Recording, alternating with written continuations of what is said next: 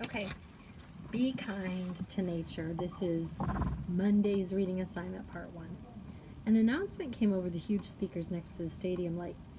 Welcome everyone, welcome to the 23rd annual Big Movie Night at the Broward Nature Reserve.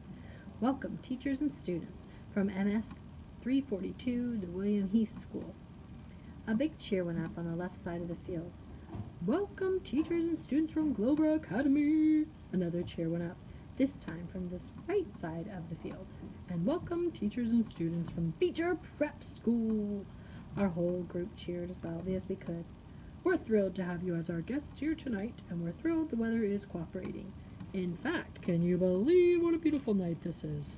Anyway, again, everyone whooped and hollered. So as we prepare the movie, we ask that you take a few moments to listen to this important announcement. The Broward Nature Reserve, as you know, is dedicated to preserving our natural resources and the environment. We ask that you leave no litter behind. Clean up after yourselves, be kind to nature, and it will be kind to you. We ask that you keep that in mind as you walk around the grounds. Do not venture beyond the orange cones at the edges of the fairgrounds. Do not go into the cornfields or the woods. Please keep the free roaming to a minimum. Even if you don't feel like watching the movie, your fellow students may feel otherwise. So please be courteous. No talking, no playing music, no running around. The restrooms are located on the other side of the concession stands. After the movie is over, it will be quite dark. So we ask that all of you stay with your schools as you make your way back to your buses. Teachers, there's usually at least one lost party on big movie nights at Briarwood, so don't let it happen to you. Tonight's movie presentation will be The Sound of Music. I immediately started clapping, even though I'd seen it a few times before, because it was Via's favorite movie of all time. But I was surprised that a whole bunch of kids, not from Beecher, booed and hissed and laughed. Someone from the right side of the field even threw a soda can at the screen, which seemed to surprise Mr. Tushman. I saw him stand up and look in the direction of the can thrower, though I knew he couldn't see anything in the dark. The movie started playing right away. The stadium lights dimmed. Maria the nun was standing at the top of the mountain, twirling around and around. It had gotten chilly all of a sudden, so I put on my yellow Montauk hoodie and adjusted the volume of my hearing aids and leaned against my backpack and started watching. The hills are alive. The woods are alive. Somewhere around the boring part, where the guy named Rolf and the oldest daughter are singing You Are 16, going on 17, Jack nudged me. Dude, I gotta pee, he said. We both got up and kind of hopscotched over the kids who were sitting or lying down in the sleeping bags. Summer waved as we passed, and I waved back. There were lots of kids from the other schools walking around by the food trucks, playing the carnival games, or just hanging out. Of course, there was a huge line for the toilets. Forget this, I'll just find a tree, said Jack. That's gross, Jack. Let's just wait, I answered. But he headed off to the row of trees at the edge of the field, which was past the orange cones that we were specifically told not to go past. And of course I followed him. And of course we didn't have our flashlights, because we forgot to bring them. It was so dark now, we literally couldn't see 10 steps ahead of us as we walked toward the woods. Luckily, the movie gave off some light, so when we saw a flashlight coming toward us out of the woods, we knew immediately that it was Henry, Miles, and Amos. I guess they hadn't wanted to wait in line to use the toilets either. Miles and Henry were still not talking to Jack, but Amos had let go of the war a long time ago, and he nodded hello to us as they passed by. Be careful of the bears, shouted Henry, and he and Miles laughed as they walked away. Amos shook his head at us like, don't pay attention to them. Jack and I walked a little further until we were just inside the woods. Then Jack hunted around for the perfect tree and finally did his business, though it felt like he was taking forever. The woods were loud with strange sounds and chirps and croaks, like a wall of noise coming out of the trees. Then we started hearing loud snaps not far from us, almost like a cap gun pops, that definitely were not insect noises. And far away, like in another world, we could hear raindrops on roses and whiskers on kittens. Ah, that's much better, said Jack, sipping up. Now I have to pee, I said, which I did on the nearest tree.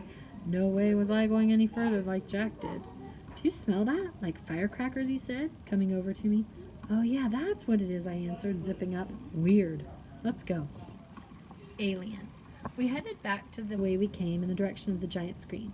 That's when we walked straight into a group of kids we didn't know. They'd just come out of the woods doing stuff I'm sure they didn't want their teachers to know about. I could smell the smoke now, the smell of both firecrackers and cigarettes. They pointed a flashlight at us. There were 6 of them, 4 boys and 2 girls. They looked like they were in the 7th grade. "What school are you from?" one of the boys called out. "Beecher Prep," Jack started to answer when all of a sudden one of the girls started screaming. "Oh my gosh! Ah!" she shrieked, holding her hand over her eyes like she was crying. I figured maybe a huge bug had just landed into her face or something.